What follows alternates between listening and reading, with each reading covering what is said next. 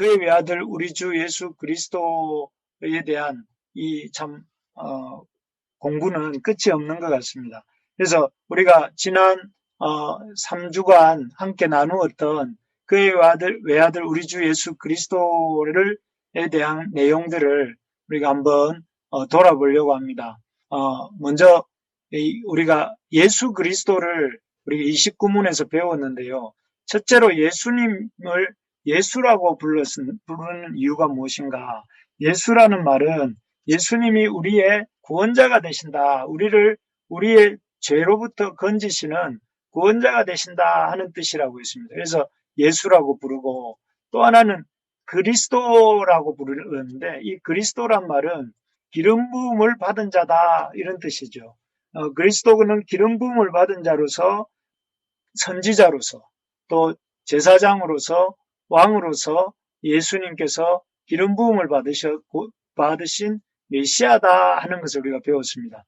선지자와 제사장과 왕으로서 이렇게 기름 부으심을 받으셔서, 먼저는 선지자로서 예수님은 이 땅에 오셔서 이렇게 선지자로서 기름 부으심을 받아서 하나님의 뜻과 경륜을 우리에게 나타내셨습니다. 그래서 하나님이 어떤 이 계획을 가지고 이 역사를 이루어 가시는지, 또 하나님의 뜻이 무엇인지를 우리에게 이렇게 보여주셨어요. 또 예수님은 이 땅에 기름 부음 받으신 자로서 제사장으로서 또 이렇게 사역하셨는데, 그 일을 통해서 두 가지, 속죄와 중보자가 되셨습니다. 자신의 몸을 이 속죄 제물로 내어주셔서 우리의 죄를 단번에 완전히 영원히 이렇게 속죄해 주시고, 또 그래서 우리를 모든 죄로부터 깨끗게 하시고 하나님과 화목케 하여 주셨지요. 그래서 우리가 하나님 사이를 화목케 하여 주셨을 뿐만 아니라 지금도 주님께서는 부활하셔서 승천하신 후에 하나님 보좌 우편에 앉으셔서 우리를 위해서 중보하고 계십니다. 그래서 지금도 기름 부음 받으신 자로서 제사장으로서 우리를 위해 중보하고 계시죠. 그래서 예수님은 제사장으로서 우리를 속죄하시고 자신이 친히 제물이 되셔서 우리 죄를 속죄하시고 지금도 하나님 우편에서 우리를 중보하고 계시다 합니다. 계시다는 것을 우리가 이 그리스도라는 의미 속에는 그런 의미가 있습니다. 세 번째는 예수님이 그리스도다 하는 말은 예수님이 왕으로서 기름 부음 받으신 자다. 그래서 예수님은 지금도 우리를 지키십니다. 지키시고 보호하시고 또 우리를 다스려 가신다 하는 것이죠.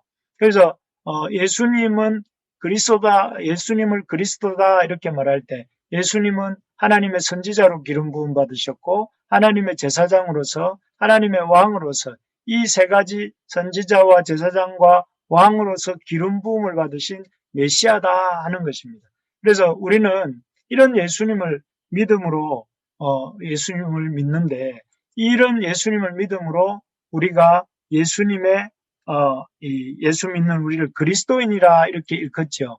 그리스도인이라는 것은 무슨 말이냐면 우리도 예수님처럼 기름 부음을 받은 자다 하는 것이죠. 그래서 우리도 예수 그리스도를 믿고 그리스도인이 되어서 어떻게 살아야 되는가 하면은 우리가 그리스도인으로서 예수님이 이 기름 부음 받은 자로서 선지자로 하나님의 뜻과 경륜을 나타내시고 제사장으로서 속죄와 중보의 사역을 하시고 왕으로서 지키시고 다스리셨던 것처럼 이 세상을 향해서 우리도 그리스도인으로서 하나님의 뜻과 경륜을 나타내는 말씀을 배우고 가르치는 역할을 해야 되고, 우리도 하나님과 죄인들 사이에서 이 어떤 중보의 역할을 하는 이 복음 전파의 삶을 살아야 되고, 왕으로서 우리에게 맡겨주신 삶의 터전 가운데 지키며 다스리는 삶을 살아가는 사람이 되어야 된다 하는 것을 우리가 지지난주에 배웠습니다. 그래서 예수님이 어떤 분이신가? 예수는 예수 그리스도다 하는 것이죠. 그래서 구원자이시고 하나님의 기름 부음 받으신 자다 하는 것을 지지난주에 배웠습니다. 지난주에는 무엇을 배웠느냐 하면은 예수님이 독생자다. 예수님을 하나님의 독생자라고 부르는 이유에 대해서 배웠습니다. 그래서 왜 우리도 역시 하나님의 자녀인데 우리도 역시 하나님의 자녀인데 왜 예수님만을 왜 하나님의 독생자라고 부르는가 하는 것을 보았습니다. 그래서 이 독생자라는 표현에 대해서 왜 우리와 예수님은 다른가에 대해서 물었는데, 여러분, 이 독생자라는 표현을 사도신경에서는 어떻게 표현하고 있냐면은 그의 외아들 이렇게 표현했습니다. 그는 하나님이니까 예수 그리스도는 어떤 분이냐면은 그의 외아들 우리 주라고 이렇게 되어 있어요. 근데 이 외아들이라는 표현이 사실은 좀 이렇게 오해의 소지가 있는 표현이죠. 외아들 이러면 어떤 느낌이 있냐면은 첫째는 어떻게 오해할 소지가 있느냐면은 이 외아들이라는 것은 딸이 많은 집에 이렇게 아들이 하나인 경우에도 외아들이라고 하고, 또 아들이 여러 명 있다가 이렇게 다 어떻게 죽거나 해서 혼자 남았을 때도 외아들 이렇게 말할 수도 있고, 그래서 이 외아들이라는 표현은 약간 그냥 어떤 원래 독생자라는 하나님의 예수님이 독생자라는 의미를 충분히 살려내지 못하는 것 같아요.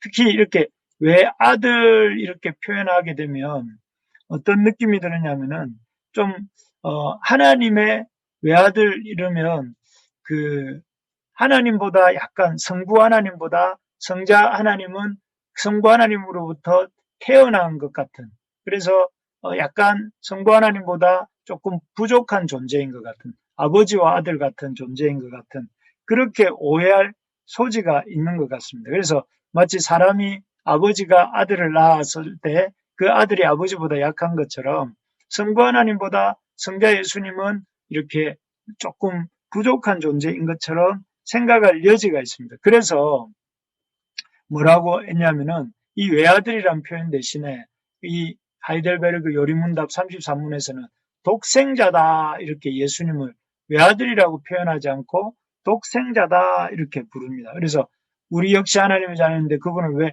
하나님의 독생자라고 부릅니까? 이렇게 질문하고 있습니다.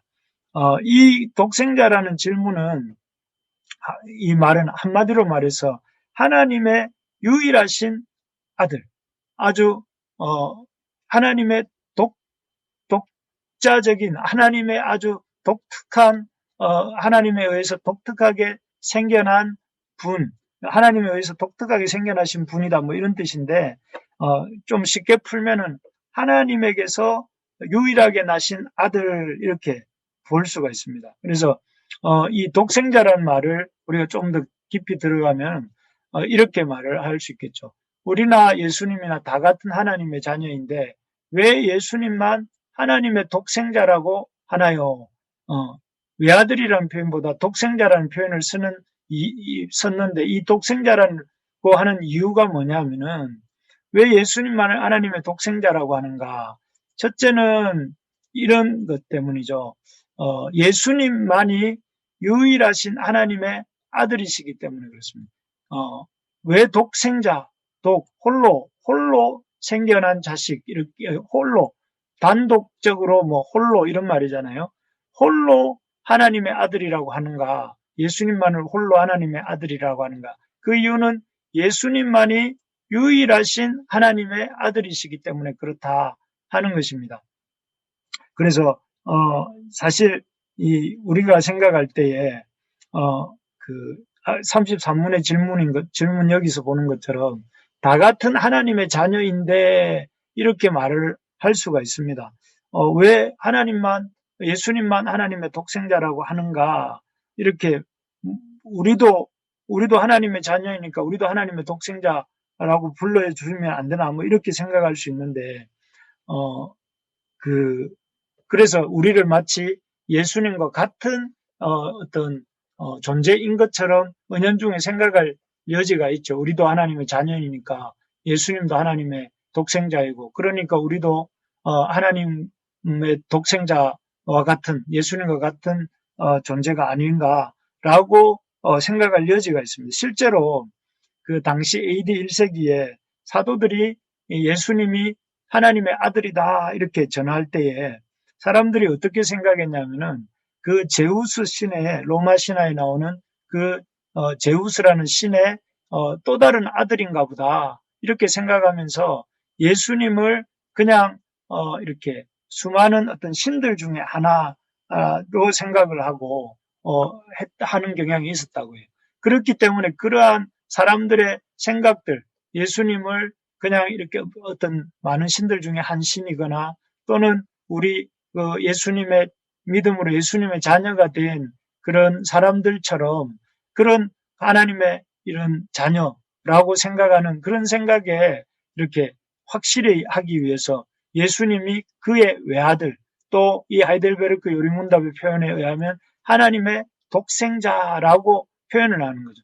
그래서 이 하나님의 독생자라는 것은 여기 설명에 나오는 것처럼 유일하신 예수님이 유일하신 하나님의 아들이다.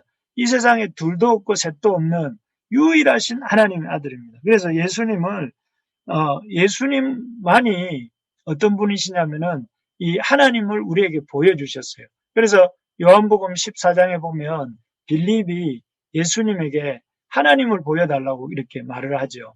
그래서 예수님이 그 빌립에게 이렇게 대답하십니다.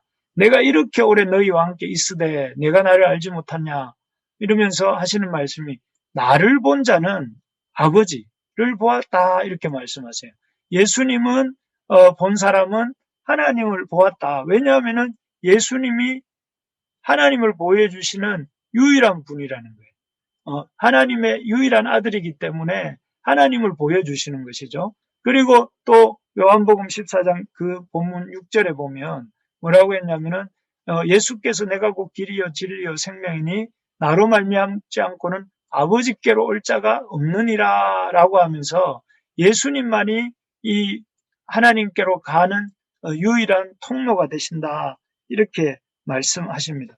정말로 예수님은 하나님을 보여주는 유일한 존재가 되시고 또 하나님을께로 갈 수 있는 유일한 통로가 되시고 그래서 오직 이 땅에서 하나님과 사람 사이를 연결해주는 유일한 존재이십니다. 그래서 그런 의미에서 예수님은 독생자이십니다. 그래서 사실 어떤 참 종교와 그리고 이렇게 그 가짜 종교의 이런 그 어떤 시금석은 예수님을 하나님과 사람 사이 유일한 중보가 되시는 예수님을 인정하느냐 안 하느냐 하는 것이 참 종교냐 가짜 종교냐 하는 어떤 그 시금석이 되는 것이죠. 참 신앙인인가 가짜 신앙인인가를 이렇게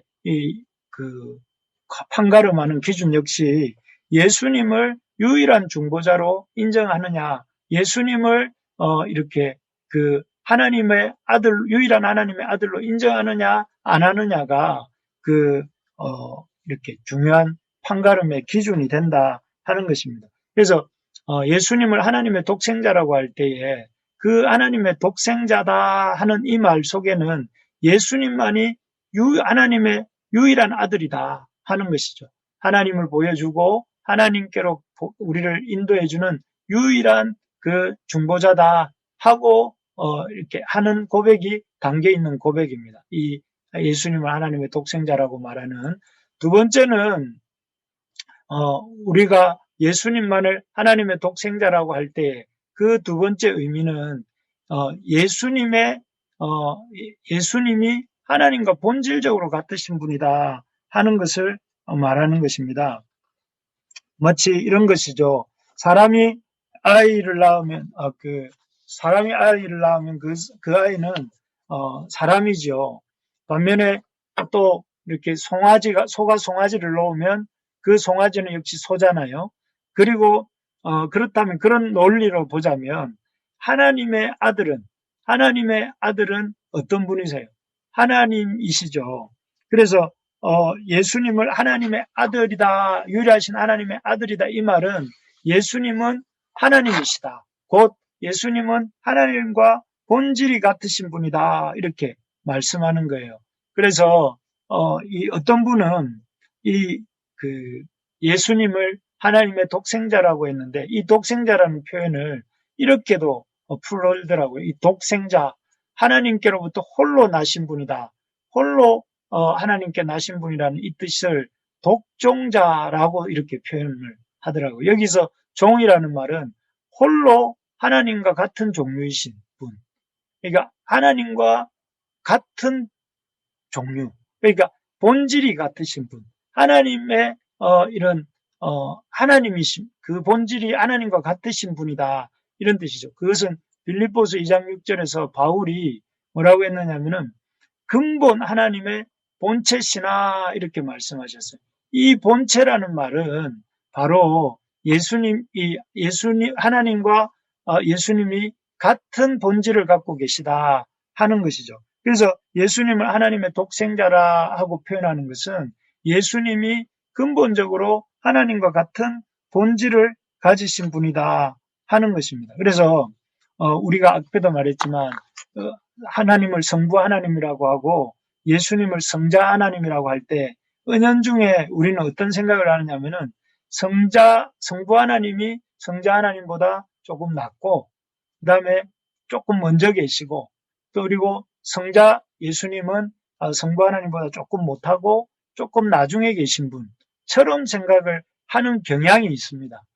우리 머리로는 안 그렇지만 우리 경험적으로 이 땅에서 아버지가 먼저고 그리고 자식이 나중이고 아버지가 좀 크고 자식이 좀 작다는 그런 생각들이 우리의 어떤 그 인식 깊이 박혀 있기 때문에 우리는 어떻게 생각하냐면은 성부 하나님이 조금 크시고 먼저 계시고 성자 하나님은 조금 나중 계시고 좀 작으시고 이런 느낌이 있는데 여기 이 독생자라는 이 표현 속에서 하나님은 예수님은 성부 하나님과 똑같으신 분이다. 똑같은 종류의 분이시고 똑같은 이런 본체가 똑같은 하나님이시다. 이렇게 말씀합니다. 조금 쉽게 풀어서 말하자면 성부 하나님이 창조되지 않으신 것처럼 성자 예수님도 창조되지 않았어요. 누군가가 만들지 않았어요.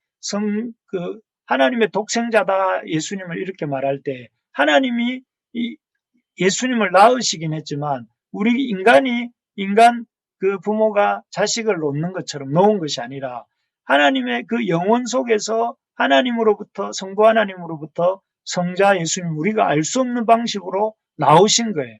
그런데 그것은 우리가 알 수 없는 신비이고 그렇다고 해서 성부 하나님과 성자 예수님이 어떤 본질이 다른 조금 이때까지 말씀드린 것처럼 성자 예수님이 성부보다 못하거나 또 나중인 그런 존재는 아니라는 거예요.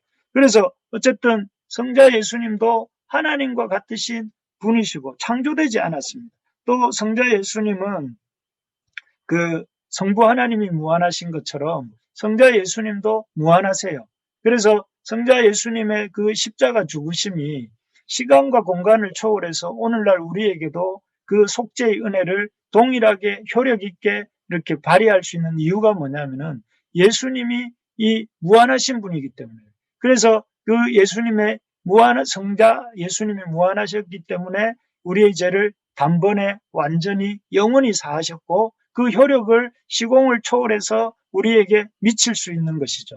그것이 성자 예수님의 무한하심의 결과인 것이죠. 그리고 성부 하나님이 전능하신 것처럼 성자 예수님도 전능하세요. 그래서 이 땅에 계시는 동안에 수많은 이적들을 통해서 성자 예수님도 전능하시다는 것을 보여주셨죠. 또 성부 하나님이 영원하신 것처럼 성자 예수님도 영원하세요. 그래서 제자들을 보내시면서 뭐라고 해요? 내가 세상 끝날까지 너희와 항상 함께 있겠다. 내가 예수님은 어저께나 오늘이나 영원무궁히 동일하신 분이다. 히브리서 13장에 보면 그렇게 말씀하시잖아요. 그래서 이 성자 예수님도 성자 예수님을 하나님의 독생자다 이런 표현은 하나님이 우리 인간적인 아버지가 자식을 낳는 그런 의미의 독생자라기보다는 하나님과 같으신 분이다. 즉 하나님이시다. 근본 하나님과 같으신 분이다. 그리고 그 성자 예수님의 그 어떤 놀라운 능력들 성부 하나님과 동일하게 갖고 계시는 분이시다. 그래서 여러분들이 오늘 이 성자 예수님은 하나님의 독생자다 하는 이 말씀을 배웠다면 성자 예수님이 성부 하나님의 독종자다 하는 말씀을 배웠다면 어디 가서 여러분은 예수님을 4대 성인 중에 한 분이다 이런 말을 하면 안 됩니다. 그것이야말로 하나님의 독생자가 되시는 그런 말들이야말로 하나님의 독생자가 되시는 이 예수님의 근본을 모르는 무지한 말이 되기 때문입니다. 정말 사람은 근본을 잘 알아야 되잖아요.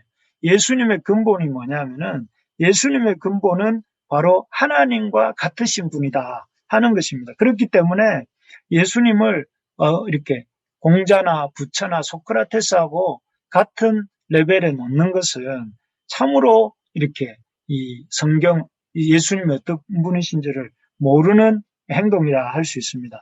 그래서 우리가 그렇기 때문에 우리가 하나님의 독생자로 이 땅에 오신 예수님을 뭐라고 부르냐면은 형이나 오빠 아니 이렇게 부르지 않고 우리가 예수님의 다 하나님의 자녀니까 우리도 예수님처럼 그러면 우리가 그분을 예수님을 형이나 오빠라고 이렇게 부르고 싶어 한다면 그건 안 되는 이유가 뭐냐면 이 예수님이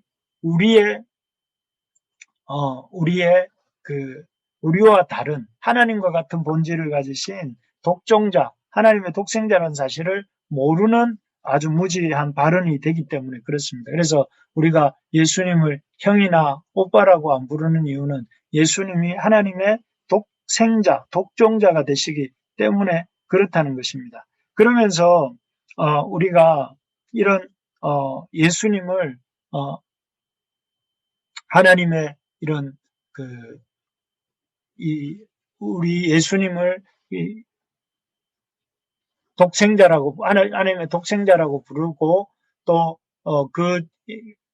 부르면서 동시에 하나님의 독생자이신 그분을 우리 주님이라고 부르는 이유가 여기에 있는 것입니다. 그래서 오늘 그 34문에 보시면 그 34문 질문을 제일 앞으로 한번 넘어가 볼까요? 넘어가 보면 제일 앞에 제가 여기 보시면 그 두 번째로 우리가 왜 예수님을 우리 주라고 그분을 우리 주라고 부르는가 하면은 첫 번째는 방금 설명하던 것인데 바로 예수님이 이 하나님과 같은 본질을 가지신 하나님, 독생자 하나님이시기 때문에 그런데 독생자 하나님으로서 하나님이 이 우주 만물을 지으신 것처럼 우리를 지으셨기 때문에 그래서 우리를 지으신 우리의 소유주가 되시기 때문에 예수님을 우리가 부를 때에 언니나 오빠나 형님이 아니라 우리 주님을 이렇게 주님이라고 부르는 것이죠. 하나님의 독생자라고 부르고 우리 주님이라고 부르는데 그래서 그것이 첫 번째 이유라면 두 번째는 우리가 왜 예수님을 하나님의 독생자 우리 주라고 불러야 되느냐면은 우리 이 답을 한번 같이 읽어보실까요? 읽을 수 있는 분 34문의 답을 한번 읽어보겠습니다. 시작. 왜냐하면 그분이 금이나 은이 아니라 그의 보혈로서 우리의 몸과 영혼을 우리의 모든 죄로부터 구속하셨고 우리를 마귀의 모든 권세에서 해방하여 주의 것으로 삼으셨기 때문입니다. 우리가 예수님을 하나님의 독생자이신 예수님을 주라고 부르는 이유는 이 첫 번째는 주님께서 하나님의 독생자시기 때문에 하나님과 같으신 분이기 때문이라면 두 번째 이유는 그 주님이 우리를 모든 죄로부터 구속하셨기 때문에 그렇다는 거예요. 그 독생자이신 하나님과 같으신 분이신 그 주님께서 이 땅에 오셔서 하신 일이 무엇이냐면은 우리를 이 마귀의 종이 되어서 마귀의 권세를 따라 살다가 마귀와 함께 멸망에 도달할 수밖에 없었던 우리들을 그 마귀의 권세로부터 그 마귀의 권세로부터 그 권세 아래서 죄에 얻어기는 우리들을 그 죄로부터 구속하여 주셨어요. 뭘로? 예수님의 보혈로서 우리의 몸과 영혼을 그 모든 죄로부터 구속하여 주시고 구속하여 주실 뿐만 아니라 어떻게 하셨습니까? 그 구속하심으로 말미암아 모든 그 악의 권세에서 해방하여서 우리를 주의 자녀로 삼으시고 주의 것으로 삼으시고 우리를 그의 복된 인생으로 그의 복을 누리는 그런 축복받은 존재로 살게 하셨기 때문에 우리가 예수님을 주라고 부릅니다. 그래서 창조주이시기 때문에 우리가 예수님을 주라고 부르고, 두 번째는 그분이 우리의 구속주가 되시기 때문에 우리가 예수님을 우리 주라고 부른다 하는 것입니다. 사실 이렇게 우리가 덤덤하게 34문의 답을 제가 읽었지만, 사실 이 말씀은 우리가 결코 덤덤하게 이렇게 읽고 듣고 할 문제가 아닙니다. 여러분, 참, 이 짧은 이 34문의 답 속에 우리 인생의 놀라운, 우리 인생을 향한 하나님의 놀라운 그 축복이 들어 있습니다. 여러분, 참, 우리가 인생을 살아가다 보면, 도움이 필요할 때가 있습니다. 네, 우리의 삶에 공경이 찾아오고 그 공경에 도움이 필요할 때가 있는데, 그 도움이 필요할 때에 누군가가 멀리서 와서 우리에게 도움을 준다면 우리가 그 사람에 대해서 어떤 마음을 갖겠습니까? 고맙고 감사한 마음을 갖지 않겠습니까? 또 여러분 살다가 보면 돈이 딱 얼마 한 1억만 있으면 좋겠는데, 100만 원만 있으면 좋겠는데, 이런 생각이 들 때가 있지 않습니까?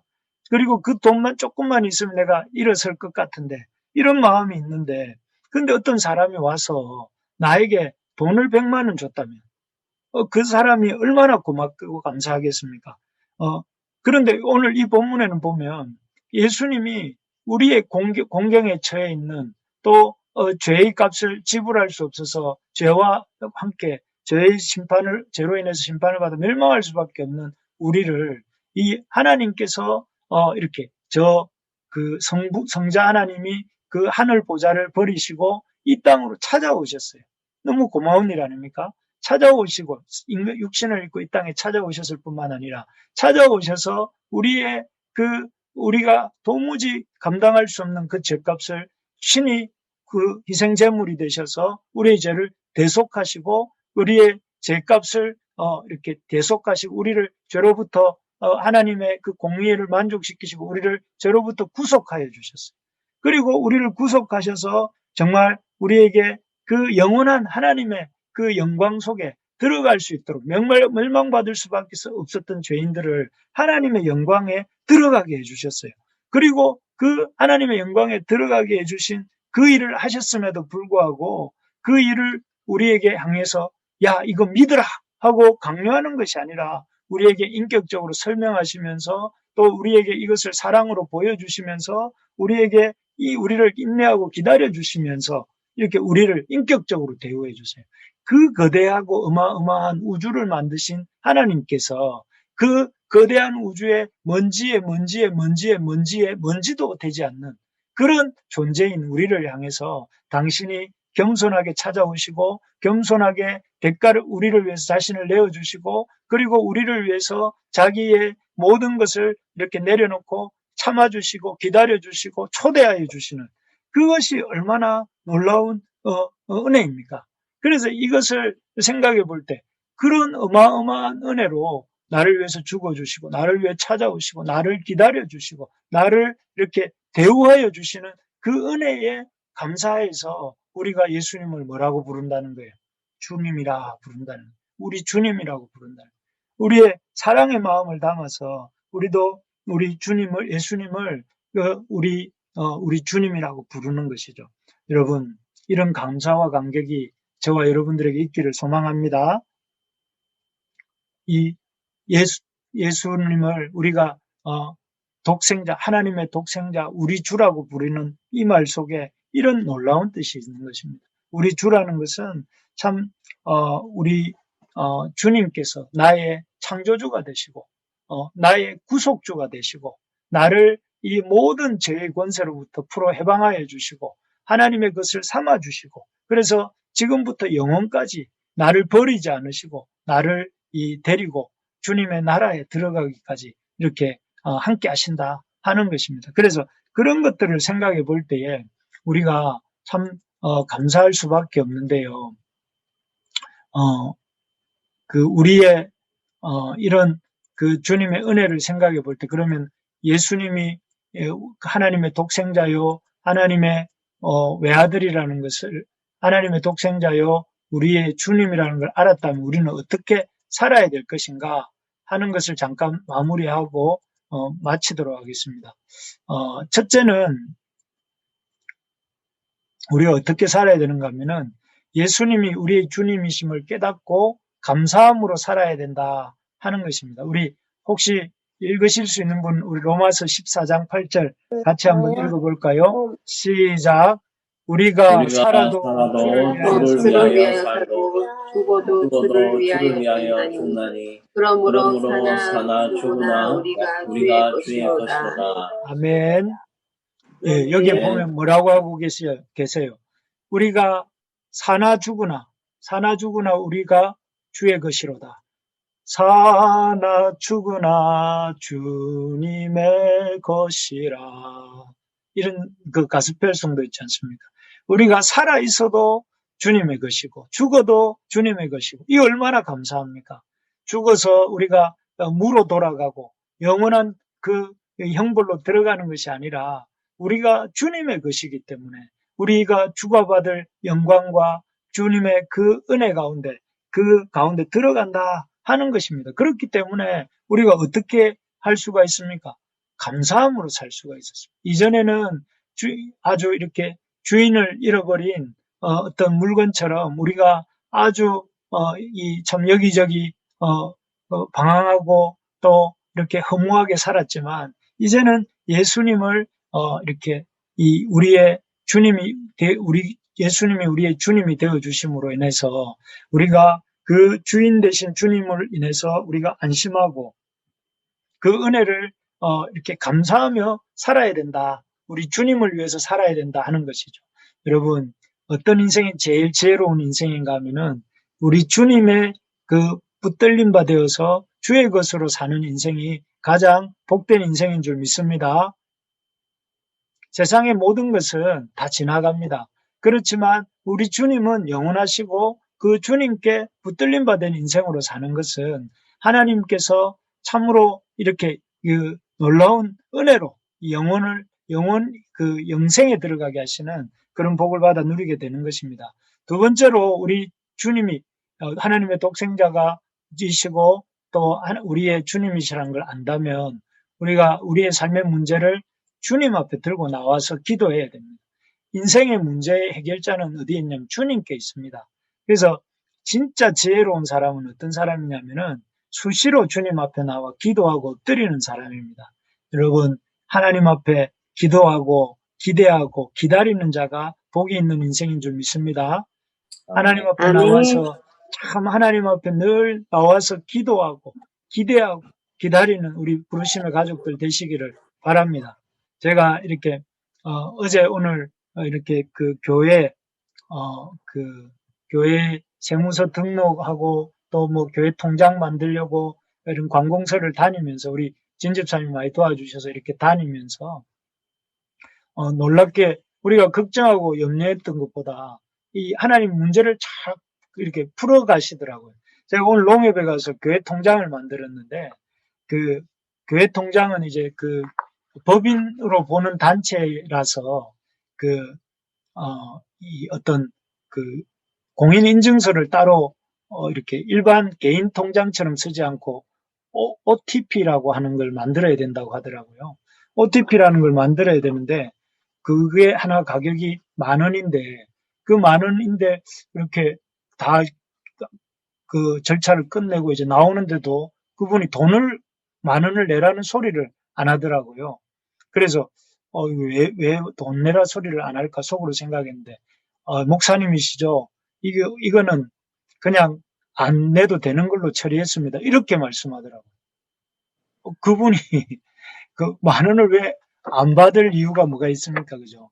그런데 10,000원을 다 받아야 되는데 우리 부르심의 교회가 또 하나님의 뜻대로 잘 출발해 보라고 아주 작지만 하나님이 주시는 격려처럼 저는 느껴졌고 참 신기하다. 하나님이 저분이 도대체 어떤 마음을 먹었길래 참 이런 것들을 또 이렇게 친절하게 해주고 또 아주 이렇게 그 OTP도 그냥 내어줄까 이런 생각을 해볼 때 우리 주님께서 도와주신 줄 믿습니다. 우리 주님이 우리 주님이 우리의 그동안 우리 성도들의 그 간절한 기도를 들으시고 이 우리의 삶의 문제들 하나씩 둘씩 사소한 것부터 풀어가시는 줄 믿습니다. 그래서 저도 기도하는데 우리 부르심의 가족들 모든 분들의 가정에 이 남아있는 2달 동안 놀라운 은혜의 역사가 일어나게 될 줄로 믿습니다.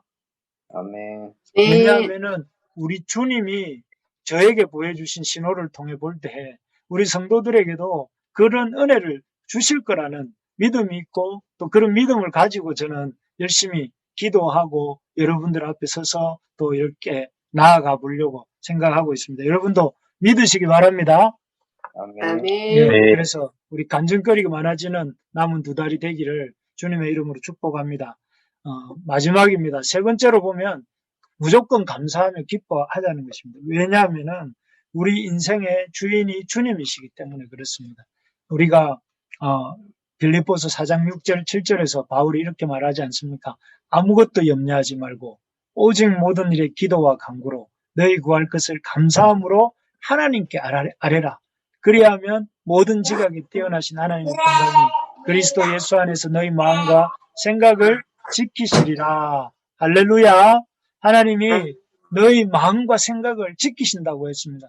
그래서 아무 일도 염려하지 말고 오직 기도와 간구로 감사함으로 너희 구할 것을 하나님께 우리의 구할 것을 하나님께 아뢰는 우리 항림 형제님, 우리 백집사님, 진집사님, 박집사님, 한집사님 우리 가정 다 되기를 바랍니다. 그래서 저는 그 하나님 앞에 지금부터 그동안도 그랬지만 무조건 감사하면서 남아있는 2달을 한번 보내보려고요. 힘든 일도 있고 어려운 일도 많겠지만 그러나 힘들고 어려운 일에도 한번 감사해 보려고요. 그래서 감사할 때 하나님 어떤 복을 우리에게 주시는지 제가 느끼고 여러분들 앞에서 저도 또 이렇게 보고하겠습니다. 하나님이 감사하는 자에게 이런 복을 주시더라. 또 하나님이 우리를 어떻게 감사의 항구로 인도해 가셨는지 제가 여러분들에게 보여줄 수 있도록 또 저도 감사하면서 무조건 하나님 앞에 기뻐하면서 살도록 노력할 테니 여러분들도 그렇게 하십시다. 그래서 2020년 하반기에는 우리 교회 가운데 또 우리 성도님들 한 분 한 분의 삶 가운데 하나님이 주인 되심의 이 역사들이 나타나는 한 해가 되기를 주님의 이름으로 축복합니다.